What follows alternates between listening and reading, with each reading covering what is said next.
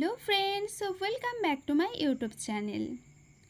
আজকে আমি কাঁচকলার অসাধারণ স্বাদের একটি রেসিপি নিয়ে চলে এসেছি। আজকে আমি এই রেসিপিটি কিভাবে তৈরি করছি সেটাই সবার সাথে শেয়ার করব। তাহলে চলুন দেখে নেওয়া যাক আমার আজকের রেসিপিটি। এই রেসিপিটি বানানোর জন্য আমি এখানে দুটো কাঁচকলা নিয়ে নিয়েছি। প্রথমে আমি কাঁচকলার বোটার দিকটা কেটে তারপর আগার দিকটা কেটে নিচ্ছি। কাঁচকলার কোপ্তা একটি সুস্বাদু এবং পুষ্টিকর বাঙালি রান্না, যা নিরামিষভোজীদের মধ্যে খুবই জনপ্রিয়। এই রেসিপিটি ভাত বা রুটি দুটোর সাথেই খুব ভালোভাবে খাওয়া যায়। যারা স্বাদে এবং পুষ্টিতে সমৃদ্ধ খাবার পছন্দ করেন তাদের জন্য কাঁচকলার কোপ্তা একটি উপযুক্ত বিকল্প।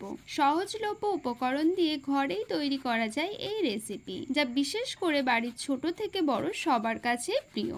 আপনারা হয়তো ভাবছেন খোসা সমেত কাঁচকলা খেতে কেমন লাগবে। আমি বলবো এই রান্নাটা একবার বানিয়ে খেয়ে দেখুন, তাহলে বুঝতে পারবেন এটা খেতে কতটা সুস্বাদু হয়। আপনারা যদি চান কাঁচকলার খোসাটা ছাড়িয়ে নিয়েও করতে পারেন, খোসা থাকলেও কোনো অসুবিধা হয় না। কাঁচকলার খোসায় কিন্তু অনেক উপকারিতা আছে, তাই আমি খোসা সমেত রেসিপিটা করছি। এখানে আমি কাঁচকলার খোসা কিন্তু ছাড়াবো না, খোসা সমেত কিন্তু আমি এই কাঁচকলাটাকে গ্রেট করে নেব। দেখুন আমি দুটো কাঁচকলাই গ্রেট করে নিয়েছি। কাঁচকলা যেহেতু খোসা সমেত গ্রেট করে নিয়েছি তাই হয়তো কালো হয়ে যেতে পারে, কিন্তু তাতে কোনো অসুবিধা নেই। গ্রেট করা কাঁচকলাটা একটা বাটিতে নিয়ে নেব। এবার এর মধ্যে দিয়ে দেব কিছুটা পরিমাণ বেসন, 1 চামচ হলুদ গুঁড়ো, হাফ চামচ নুন। আর এখানে আমি শুকনো লঙ্কা, জিরে, ধনে একসাথে পেস্ট করে রেখেছিলাম, সেই পেস্টটা আমি এখানে 3 চামচ এর মধ্যে দিয়ে দিচ্ছি। আর দিচ্ছি হাফ চামচ গরম মশলার গুঁড়ো। এখানে আমি 1 চামচ বিট নুন ব্যবহার করেছি আর ব্যবহার করেছি 1 চামচ চিনি। এবার সব কিছু একসাথে মেখে নেব।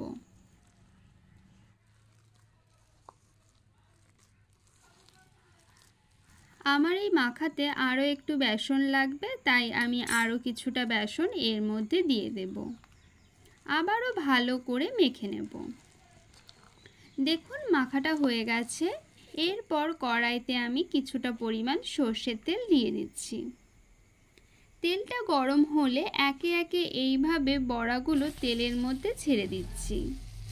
এই সময় গ্যাসের আঁচটা মিডিয়াম ফ্লেমে রাখতে হবে, যাতে বড়াগুলো খুব ভালোভাবে ভাজা হয়, ভেতরটা কাঁচা না থাকে।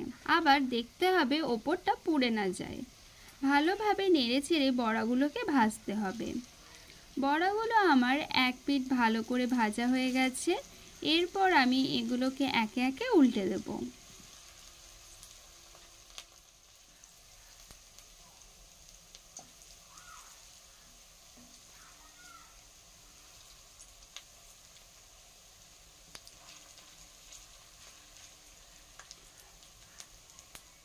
দেখুন বড়াগুলো ভাজা হয়ে গেছে। এরপর আমি বড়াগুলোকে তেল থেকে তুলে নেব। এরপর আমি ওই তেলের মধ্যে 4 টুকরো করে কেটে রাখা আলুগুলো দিয়ে দিচ্ছি। এখানে আমি দুটো আলু ব্যবহার করেছি। আলুগুলো আমি ভালো করে ভেজে নেব।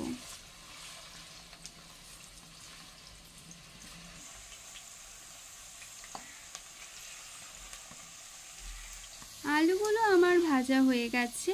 এবার আলুগুলোকে তুলে নিচ্ছি।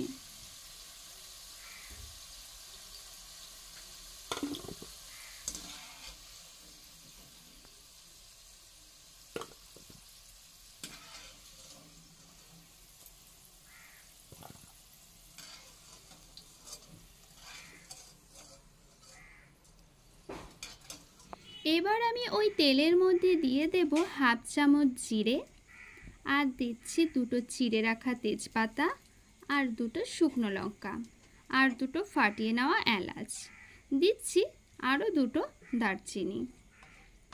এরপর একটু নাড়াচাড়া করে এর মধ্যে দিয়ে দিচ্ছি 1 চিমটে হিং। নিরামিষ তরকারিতে হিংটা দিলে বেশ ভালো লাগে। এরপর এর মধ্যে দিয়ে দিচ্ছি একটা কেটে রাখা টমেটো।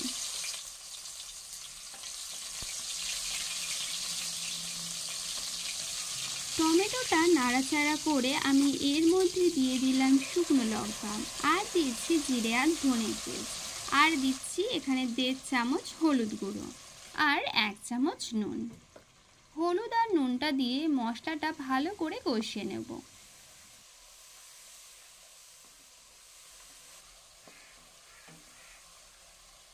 এরপর আমি এর মধ্যে দিয়ে দিলাম 1/2 চামচ কাশ্মীরি লাল লঙ্কার গুঁড়ো। লঙ্কার গুঁড়োটা দিয়ে একটু নাড়াচাড়া করে এর মধ্যে দিয়ে দিচ্ছি 1 কাপ নারকেল বাটা। আপনারা চাইলে নারকেল বাটা নাও দিতে পারেন। নারকেল বাটাটা মশলার সাথে ভালো করে 1 থেকে 2 মিনিট একটু কষিয়ে নেব।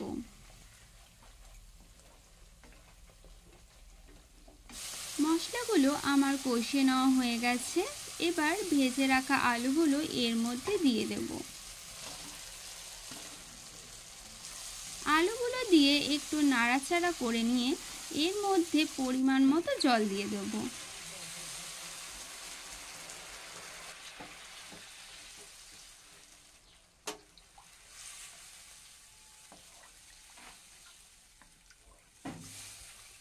ঝোলটা যখন ফুটে উঠবে তখন এর মধ্যে দিয়ে দেব ভেজে রাখা বড়াগুলো। বড়াগুলো ঝোলে দিয়ে গ্যাসের ফ্লেমটা হাইতে রেখে 2 থেকে 3 মিনিটের মতো একটু ফুটতে দেব।